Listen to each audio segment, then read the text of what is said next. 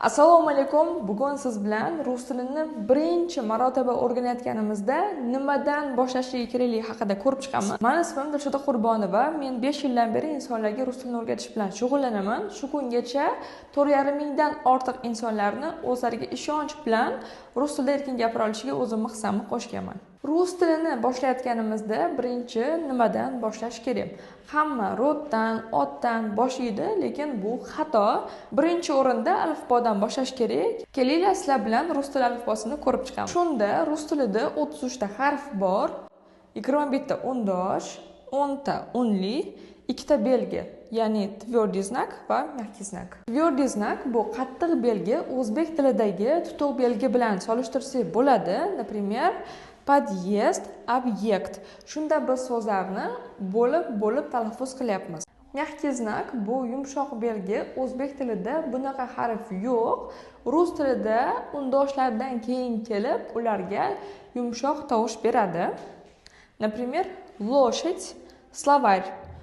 Bu so'zlarimizda d va r harfi yumshoq eshitilyapti. Mel va mel. Mel so'zida mana bu l harfi yumshoq aytiladi, melda qattiq. Va bu ikkala so'z har xil so'z. O'zbek tiliga tarjimasi umuman boshqacha, bir-biriga to'g'ri kelmaydi. Shuning uchun biz rus tilida so'zlarni talaffuziga e'tibor berishimiz kerak. Agar siz rus tiliga tushunib, lekin gapira olmasangiz, mana rus tili 40 kunda kursim bor. U yerda ko'proq o'quvchilar bilan rus tilida muloqot bo'ladi. Asosan fokusimizni ular bilan rus tilida gapirishga qaratamiz. Ya'ni birinchi o'rinda ularga biz grammatika o'rgatmaymiz.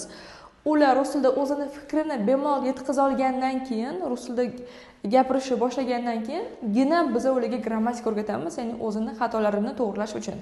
Agar sizga ham rus tili 40 kunda kursi qiziq bo'lsa, havola orqali ro'yxatdan o'ting, sizga yordamchilarim aloqaga chiqishadi. Endi esa siz bilan glasniy, ya'ni unli harflarni ko'rib chiqamiz. Rus tilida unlilar 10 ta 2 ga bo'linadi. Qattiq tovush beradigan va yumshoq tovush beradigan. A, O, U, I, E bu harflar rus tilida qattiq tovush beradi.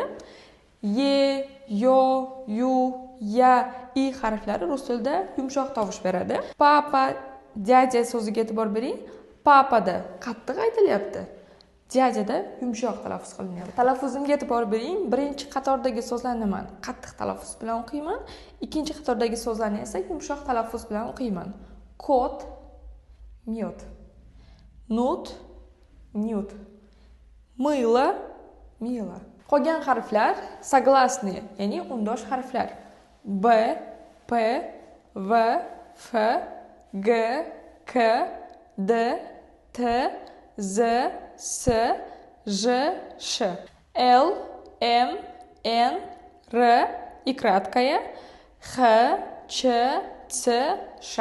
Bu videoda siz bilan rus tili alifbosini ko'rib chiqdik. Agar siz 40 kun davomida duduqlanmasdan, hayajonlanmasdan, hayolingizga kelgan fikrni bemalol rus tilida yetkazib bera oladigan darajada o'rganishni xohlasangiz, mana rus tili 40 kunda kursim bor. Pastdagi havola orqali ro'yxatdan o'ting, yordamchilarim sizga aloqaga chiqishadi.